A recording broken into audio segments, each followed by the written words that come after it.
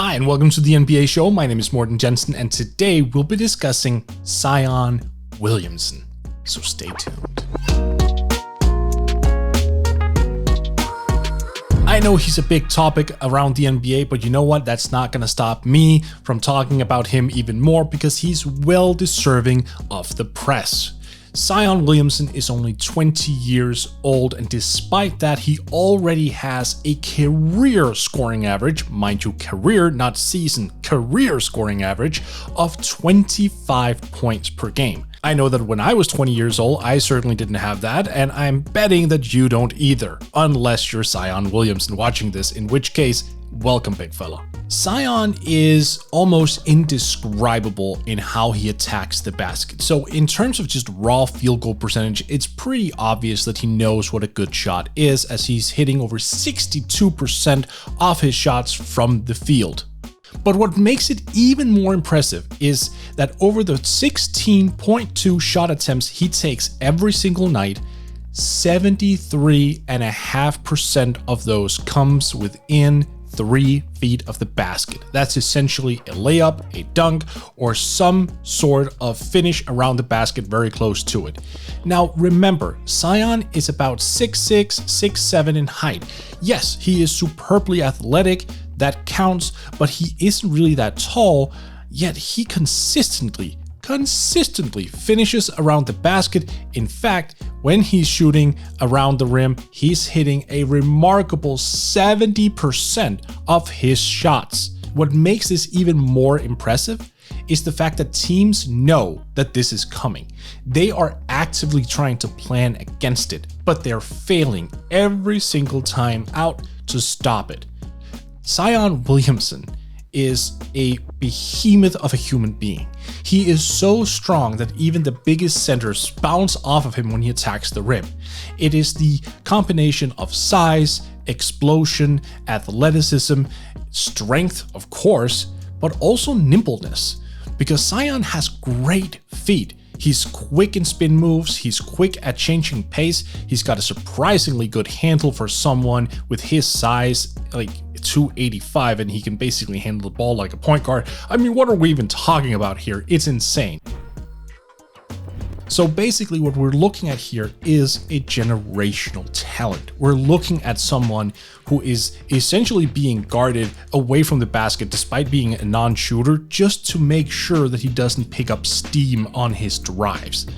Think about that for a second. NBA teams, some of the best basketball players and coaches in the entire world are going, this guy can't shoot, so let's pick him up defensively 25 feet away from the basket because we know he'll somehow, some way, find a way to get himself closer to the basket if we don't do that. He's being guarded so far out solely because of his dribble moves and his athleticism. That's insane. That is something we have not seen before. And you can throw all the Shaquille O'Neal and Charles Barkley comparison at me all you want. Neither guy had this good ball handling ability, neither guy had this good of a vision, and neither guy had the ability to go from the outside and in to the same extent that Zion did. Chuck comes closer than Shaq, but this is unique. We haven't seen someone like him before, especially that efficient, that explosive, that continuously dominating, especially at that young age. 20 years old. Remember last year when he was just 19, he was still scoring over 20 points per game on high efficiency. This is a guy who just came in physically ready for the NBA, but more so than that. And this is something the media really doesn't talk a lot about, and we really need to pick up that thread, is that he understands who he is as a basketball player at age 20. I didn't even know who the hell I was as a person at age 20, and he has already figured out what he can do and what he can't do on a basketball court at that age. He understands, yeah, I'm starting here, this is my bread and butter, and I'm gradually working my way further away from the basket and becoming a shooter. I'm going to be more refined, I'm going to do X, Y, and Z. This is smart. This is tremendous insight and self-awareness for someone that young. Also, adding to Zion's value is the fact that he gets to the free throw line 8.5 times per game. Now, of course, you could make the argument, well, Mort, if he stands so close to the basket all the time, he's bound to get fouled. That's not really necessarily true. A lot of players, a lot of centers and power forwards are close to the basket. That doesn't necessarily mean they get fouled a whole lot, even if they are athletic, even if they like to dunk, even if they like to take on contact. Zion seeks it. He absorbs it. He takes the hits and he keeps on going. Time and time again. Defenses are completely geared toward what he does, and yet he comes out the winner on most matchups. It's insane. What he's doing right now is unprecedented. We're looking at something that we have never seen before. Someone who controls the flow of the game from a position we're not used to seeing, at an age we're not used to seeing. What Zion will become just a few years down the line is frightening. So let's talk about the few years down the line, because there's an issue slowly creeping up the ranks on NBA Twitter and in the NBA media marketplace. There's a narrative growing that in order to fulfill his potential, Zion Williamson will need to go to a big market. I think you know where I'm going with this. There's absolutely no reason for Zion Williamson to go to a big market, let alone in year 2 or after year 2 of his rookie contract. This is a narrative that needs to die a horrible, horrible death right now. This is ridiculous. Why is it that every time we're seeing a new star emerge, we are already trying to pigeonhole him as a future Los Angeles Lakers candidate or someone for the Knicks or Nets or whatever the big market is? Why? That is completely idiotic. It's counterproductive to the health of the league. It makes no sense.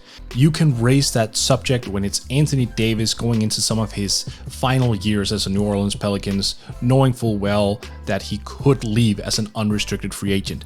That's somewhat fair to bring up that fact that guys could leave. I mean, yes, that's just the reality of business. That's the reality of sports. That's the reality of the NBA. But we're talking about a guy here who's in year 2 of his NBA career. He hasn't even played 70 career games yet. 70. Not even. He's played 68 games, and we're talking about pivoting him onto a bigger market. We're talking about his future contract situation. Are we completely ignoring or forgetting that the New Orleans Pelicans have him for at the very least 2 more years? And then after that, they have matching rights on him if he should become a restricted free agent, and he won't because they'll lock him up to a max extension before then. This is where the NBA discourse grows ridiculous. Even the big market teams, such as the Lakers or Nets or whatever, still have limited roster spots. You can't just cramp 35 stars onto each team and go have them play in the NBA Finals. It doesn't work that way. Besides, we as an NBA community needs to make sure that the smaller market teams keep their stars. We need to make sure that they get the attention they deserve, because otherwise, what the hell are we doing? It makes no sense. This is a guy who's changing the entire discourse of basketball, and we're trying to move him instead of actually looking at what he's doing on the court. So instead of celebrating what he's doing on the basketball court, we should try to determine on his behalf, no less, where he should play next. Why?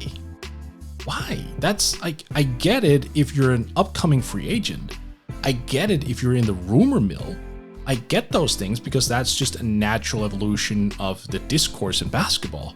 But this, right now, a 20-year-old who is an all-star and who is producing at the level that he is, a clear-cut franchise guy, like, no, that's ridiculous. So because he's playing for the Pelicans, we're just basically assuming that he doesn't want to be there?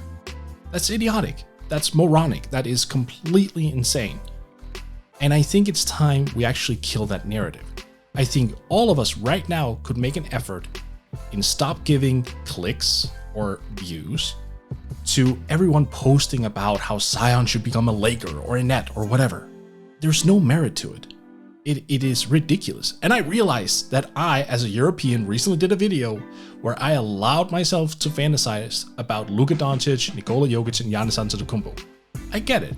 But look, in my defense, 2 of those guys would be unrestricted free agents which is why you can talk about it. Well, it would be a time for Giannis though. He just signed a 5-year supermax, but you catch my drift. This is different. This is a guy who is so new to the league. He loves being in New Orleans by all accounts. He's lifting the quality of that organization. They're building around him properly. They're doing everything in their power to create something around him that'll be sustainable, that'll become a winner, that'll raise them as a unit, as a franchise. But the reaction to that is, well, I can't wait until Zion is a Laker? Don't. That's ridiculous. Let's instead celebrate the fact that we have a guy that we can tune in to watch who is breaking basketball in the most beautiful way ever. Because he is, and it is terribly exciting.